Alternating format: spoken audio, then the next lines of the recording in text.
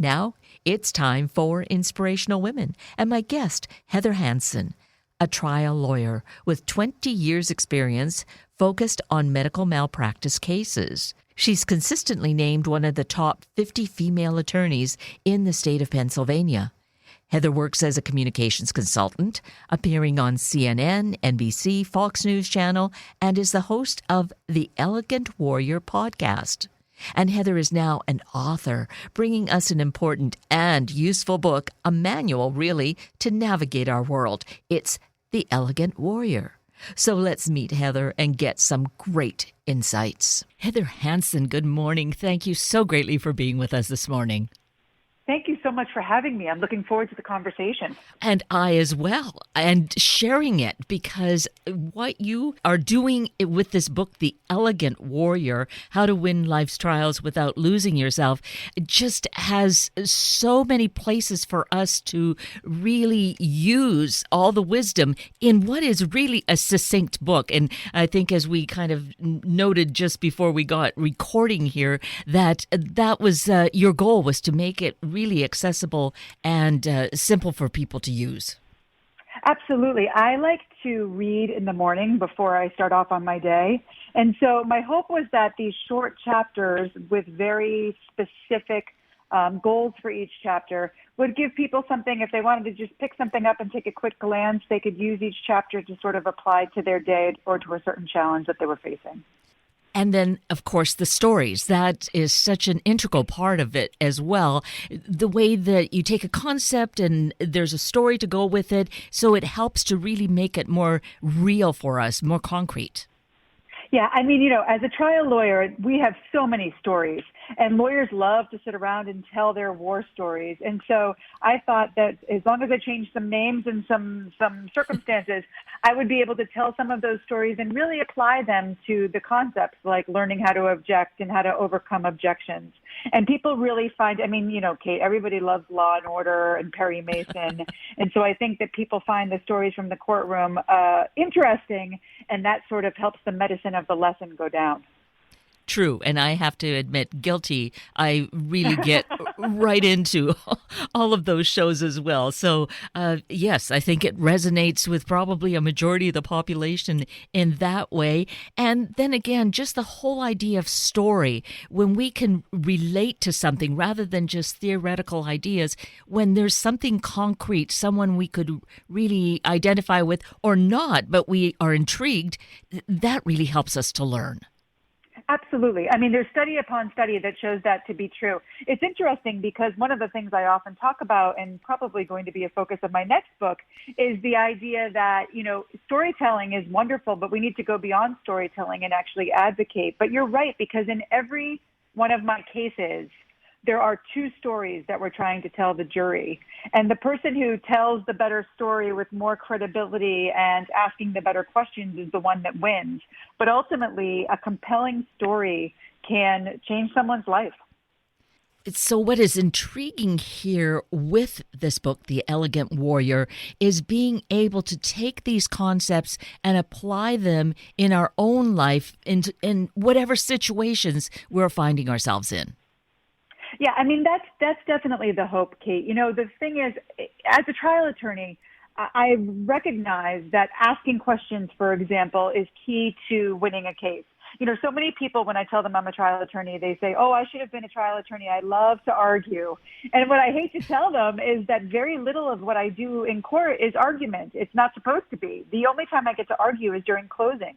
But the majority of the time, the way that I win is by asking questions. So you can apply that to your own life and say, how can I ask questions to resolve this conflict or to discover more information or to prove my point?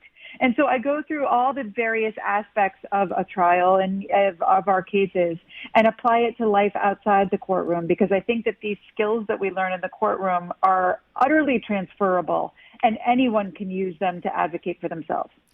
And so, as you were saying about asking questions, and this is where it comes to us to use that ourselves, but the other half of that, because asking questions is half, listening, you say, is just so key as well.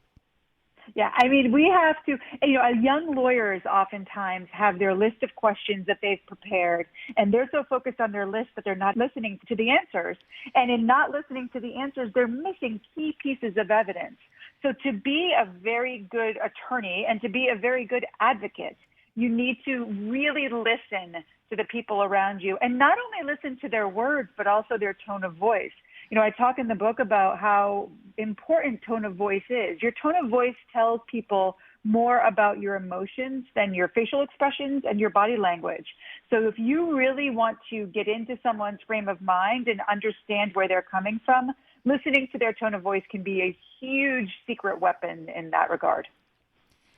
And again, we can see how taking that and applying it in our life is going to really make a huge difference and really help us to live a better life, really make it meaningful for ourselves.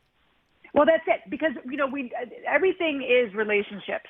And whether it's at work and you want to advocate for yourself and stand up to get a raise or to build a relationship or to ask someone to mentor you, or you're in some sort of conflict with a partner or with a friend, all of these things are things that tone of voice makes a difference, and asking questions makes a difference, and knowing when to settle, just like we have to know when to settle in the courtroom. So each one of the skills that I talk about in the book, these skills are completely applicable to your life, no matter what you do or who you do it with. And along those lines, but really not a question then, but was more of a statement that you discovered only somewhat recently, and you use it in your book, and I'm just fascinated with this statement. Tell me what you want me to know. It's so funny, Kate, because that is such a popular part of the book, and it's not my line, so I want to make sure that I make that clear. I have the privilege of being an anchor at the Law and Crime Network, and as part of that job, I was anchoring during the time when the hearing against Larry Nassar, that gymnast doctor who molested all of those young women, that hearing was going on, and the judge in that case was a woman named Judge Rosemary Aquilina.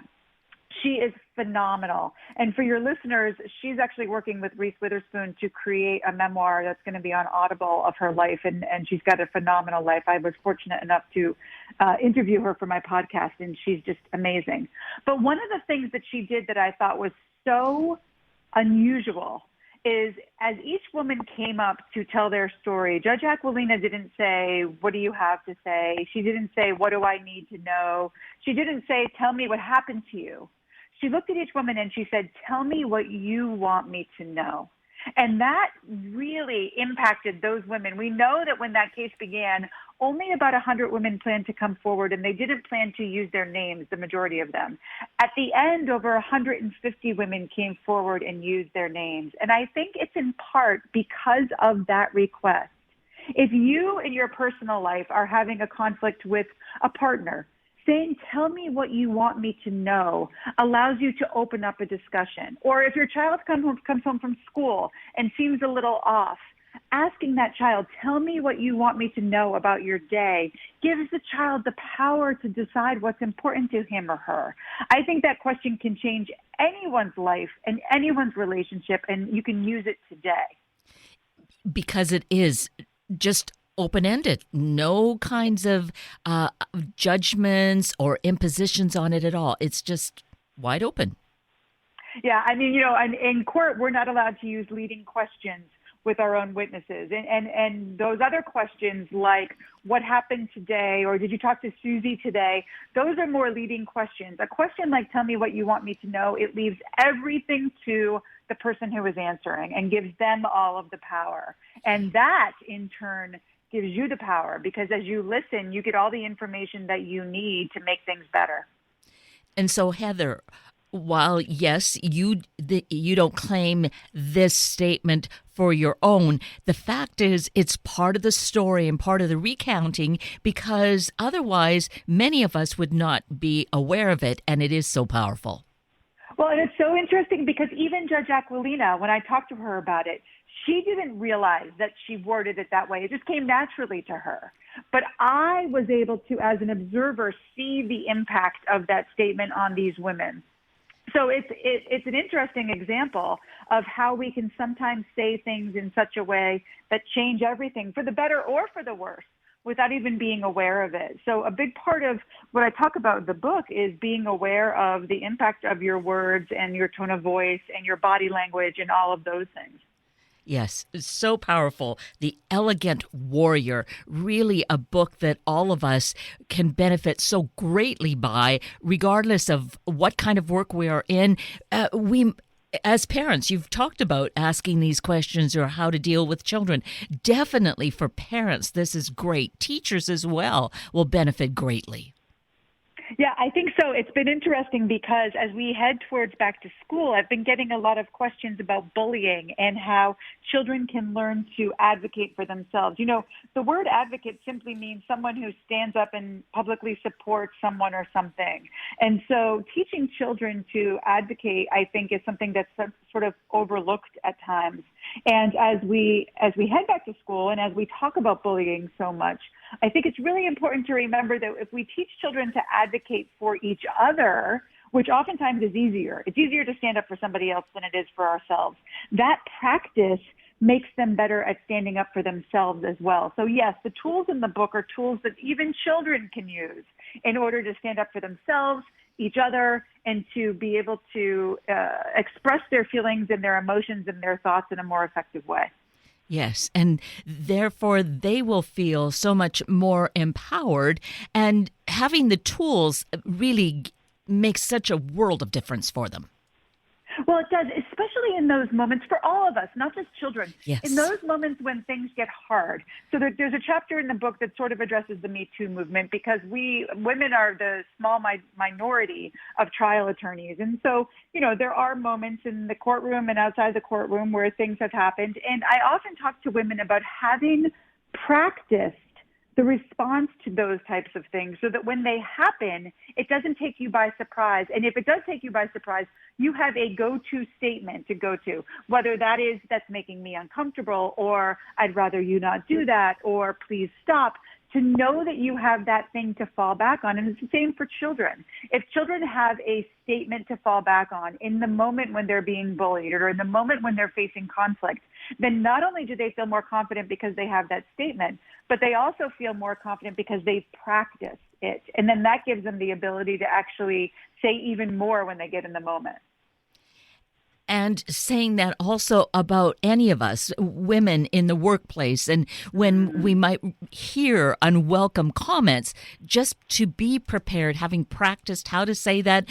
You found that yourself just as you were starting out, and it became part of this elegant warrior that you are. Yeah, I mean, I think that it definitely is. It's hard. You know, when you're in those moments, it's difficult. And it's one of the most common questions I get about the book is, how do you know what to say? Well, you don't always know what to say. And that's why thinking ahead of time, you know, we so rarely, Kate, take the time to think. Like, sit down with no book, no paper, no pen, no computer, no phone, for goodness sakes, and really just think about different circumstances that might come up in your life and how do you want to respond to them and what would you do if this happened. But that type of thinking creates pathways in your brain that allow you to then act upon them when you get in the situation.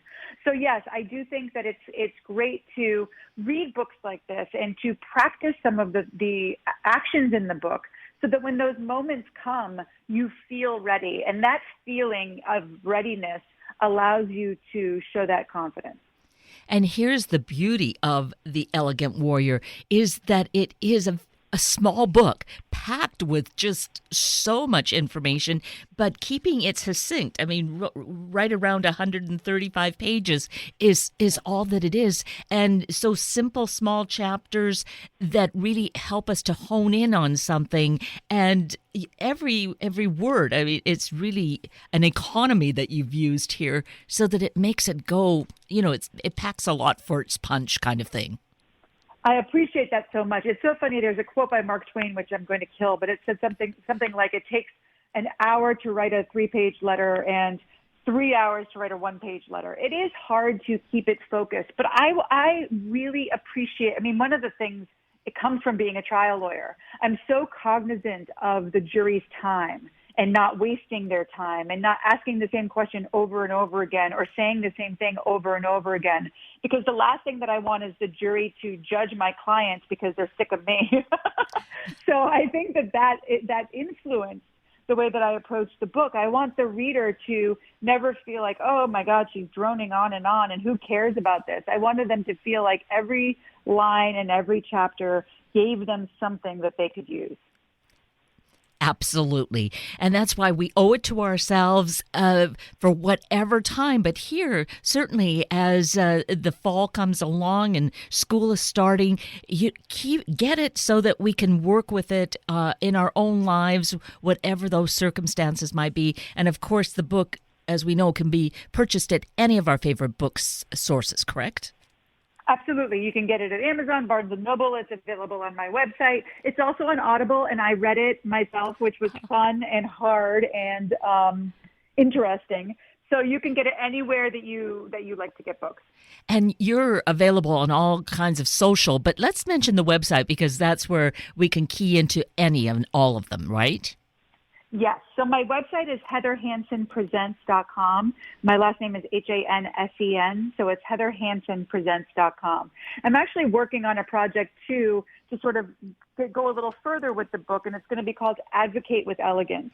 So that's something that people can be looking out for as well. I'm going to be sharing specific tips and tools on how you can advocate for yourself with elegance, which really just simply means remaining true to yourself while you are speaking up for yourself. Yes, and that's more defined in the book as to what that means and how it is very individual and not wanting to fit anyone else's mold, your friend's mold, but our own personal essence. Well, that's right. See, the root of the word elegance, it comes from the same root as to elect. And so ultimately it means to choose. So I believe that you choose your elegance. You know, for some people, that's going to be a tiara and earrings. And for others, it's going to be yoga pants and a T-shirt.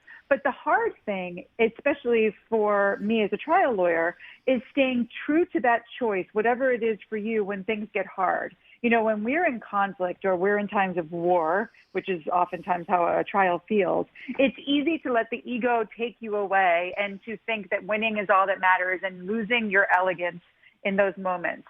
So my hope is that the book will help people to stay true to who they are and who they want to be, even when life throws trials at them. Yes, that is so beautiful, the way that you weave it all. I mean, we can't help but be really enamored as to how you've used words, which makes sense, you know, being a lawyer, a trial lawyer that you would, but it still is really delightful to look at. Thank you so much, Kate. It's really, it's been my pleasure to share the book with people and to see so many people reach out to me and say that it was helpful for them in going for that job or having that conversation or talking to their children. And so it's been an absolute gift. Oh, that is so wonderful. And I know I really can't stress enough for everyone listening how important it is, the value of it for each of us. So keep that in mind as we also, you know, thinking in terms of the fall and school, but college, you know, it's tough for young kids, but boy, college has so many hurdles for young people to have to get through. Well, that's right. And it's interesting. I just gave a workshop this week to a group of young women, and I polled them before we started about what they wanted to most focus on. And I gave them choices about asking questions, objecting, building credibility, using evidence to persuade. But far and away, the one that they most wanted to focus on was overcoming objections. You know, I think that as young kids go off to college and also as people start their work lives, they often feel as though people are constantly objecting, like you can't do that and you're too young to do this and you don't have the experience to do that. And so finding ways to overcome those objections and to overcome their own internal objections, that inner voice that says, you can't do that. People might laugh at you. People might say that you're dumb. I had so many internal objections about writing this book. And so these tools are definitely helpful for those life situations where you want to learn to object or you want to learn to overcome objections. So this is the perfect time to get your own copy and get comfortable with the contents so that it can be this source that we go back to all the time to kind of really look at something and hone that within ourselves to feel more empowered. Well, that's it. And it does take practice. And that's another reason that I wanted the book to be something that you could pick up any day and reread a chapter to remind yourself. I do yoga, and one of my yoga teachers always says, remember to remember. All of us forget to do all the things that we want to be. Sometimes that we forget our elegance. And so a big part of it is just taking the time to remember, to say, this is what's important to me in this moment, and to be very focused upon that as you go through your day. And hopefully the book will help you to do that, so that when it comes time to object, it's not your ego speaking, but it's a thought out, planned out, this is what I want, this is my goal, and this is how a tool I know I can use to get there. And that practice, you have a chapter where you have your own quote as part of it. Don't fake it till you make it. Show it till you grow it. I think that's so fitting that, we just keep practicing. Show it. Well, that's it. And it's funny because that quote came from a situation that I had in court where I represented a doctor who was a little bit cranky. He was an older gentleman. He was gruff. And he was never going to be sweet and smiley and cuddly for the jury. And if I had asked him to be all sweet and saccharine to the jury would have hated him. So instead I told him, I knew he was so compassionate with his patients, and I knew he was so patient, and he was so kind, and he really cared, and he was really intelligent. So I told him to show all of those things. And as he showed those things, his confidence grew, his compassion grew, his light grew, and the jury fell in love with him. So I think we all have that little piece of confidence inside of us. We all have that little piece of joy inside of us. We all have that little piece of elegance inside of us. And the more that you show those things, the more people around you will respond, and then it just grows and it blossoms and takes off. And then there are so many aspects of this, but to really make it all work well, one of the key things that you mentioned is that we need to make sure we have rest. Yeah, it's hard sometimes, especially during facing life's trials. And life's trials include things like, death, divorce, moving, changing jobs, losing jobs. When all of those things happen, it is really tempting to just keep moving because you don't want to stop and you don't want to rest and you don't think that you can rest. But there's a big difference between action and progress. And sometimes the only way to make progress is to take a step back and rest. Your body needs the rest, your mind needs the rest, and your soul needs the rest. So I learned that from a terrible situation that happened in the courtroom where my mentor had a heart attack in the courtroom. And I recognized that we had been going full stop for weeks and weeks and weeks. And it was the universe telling him it was time to rest. And so you really want to make a conscious decision to rest before you have no choice but to do so. Yes. And when you were talking and telling the stories of, how driven you are as a trial attorney and you go, for weeks without really much rest at all, I thought, how is it possible to really function well? And I know doctors do the same thing. They can work round the clock. How can we be our most effective selves that way? Yeah, I mean, you're running on adrenaline. And it's an interesting thing because what I have learned over time, so I've been a trial attorney for over 20 years now. And at the beginning, I would pull all-nighters and think that was the best way to address it. But what I have learned is that, and going back, Kate, to your question about listening, when I have rest the night before, I am better able to listen and respond to the things the witnesses say. Whereas if I don't have the rest, I'm reacting constantly. I'm not really thinking, and I'm not really responding to the evidence as it's actually being presented to the jury. So as counterintuitive as it feels in those moments when you feel like there's just not enough time and I have to stay up all night, it is so important to get your rest. And that applies, as you know, and the audience may not know this yet, my cases are defending doctors in medical malpractice cases. So I work really closely with doctors. And you do see that when they don't get rest, they're more likely to make mistakes. And that's proven by studies. So none of us are immune. I mean, while we all have different hours of sleep that we need, we all need to take a step back and rest at times. And that's when we will be our best elegant warrior, when we are That's well right. rested. That's the hope. That's the hope. Yeah, absolutely. The other thing that is really critical to remember, and you devote the chapter to it, is laughter. Yeah, I used to think that if I were laughing in the courtroom, then I shouldn't be winning. That if I wasn't head down, no fun, then I wasn't working hard enough. And I have to point out, it's hard. My cases involve oftentimes patients who have had catastrophic injuries, so it's not appropriate to be, laughing all the time. However, if you don't take the time to laugh, you're going to end up regretting it, because life isn't going to be as much fun. Your job isn't going to be as much fun, and you're not going to reap the benefits that laughter brings. Laughter helps you make connections with the people around you. So if you can laugh at work, you're more likely to be connected at work. Laughter also gives you all kinds of endorphins and chemicals that help your brain work better. So I think that sometimes we think we have to be so serious in order to succeed, and that is actually the opposite of what studies show to be true. And you alluded to this by saying your mentor. That's another really important area of our life that we need to look toward being a mentor or having mentors, and in turn we become mentors as well. Yes, I think that, one of the things that I have learned as I was so lucky when I was young to have fabulous mentors. And then as I've gotten older, what I've realized is that younger people mentor me. And, they come to me and say, will you be my mentor? And I love mentoring people, especially young women.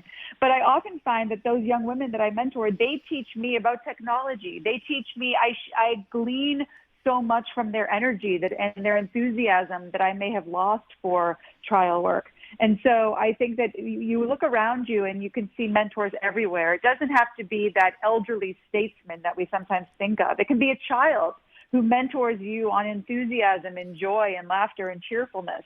Or it can be someone completely out of your job. As a trial attorney, some of my best mentors have been salespeople, because selling a case to the jury is another type of sales. So I think if you're constantly looking for mentors, you will find them, and you will also reap the benefit, and then it's your responsibility to give back and mentor other people as well. Yes, it is that continuous circle or cycle that goes on. And when we really become aware of it, it's so exciting and life-giving. Absolutely. I mean, it definitely makes you learn. It adds to your basis of intelligence. It makes you more emotionally intelligent when you deal with all kinds of different people. And it does make life more exciting. If you put down your phone and you start looking around and saying, who can I learn from in this room? And one of the things I always encourage people to say is, what 3 questions can I get answered in this interaction? All of a sudden, life is much more interesting and fun and exciting. So we owe it to ourselves for so many reasons, some of which we touched on, and there's perhaps more that, obviously there's more, that maybe didn't touch what you were thinking of, you as the listener. This book, The Elegant Warrior, How to Win Life's Trials Without Losing Yourself, is just such a great gift we can give ourselves and really learn so much and really become more of who we really want to be and who we were meant to be on this life's journey on this planet. Heather Hansen. That is my hope, Kate. I mean, if the book can do that for just one person, then it has served its purpose, and I will be thrilled. Well, it's truly a gem. Really, I can't stress enough how invaluable it is for our life. Let's mention once again your website, Heather. My website is heatherhansenpresents.com, and it's Hansen, Hansen. And I have my blogs and my podcasts, and I do videos there. So that's a place to go to find all things about advocating for yourself. And that advocacy is in the title of the next book, right? That's right. The next book is going to be Advocate with Elegance. Wonderful. Well, this has been wonderful.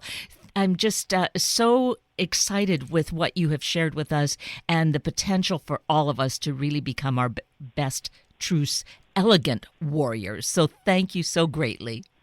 Well, thank you. You are certainly an elegant warrior, Kate, and what you're doing for all of your listeners out there, sharing all these fabulous books. It's a real gift. Thank you. And with that, we're at the end of a very full hour of Inspirational Women with Heather Hansen and Sunday Morning Magazine with Chuck Petrikis. I'm Kate Daniels, your host, and I greatly appreciate your sharing this hour with me and these special guests. For details you might have missed or information you'd like to know, please just send me an email, kated@warm1069.com, and I'll get right back to you. Also, if you'd like to listen again or share these important stories with your family and friends, find the podcast on our Warm 1069 webpage. Click on the podcast tab, then Sunday mornings, and look for the show and guest names. I now wish you and your family a day of awareness, listening, and sharing with each other.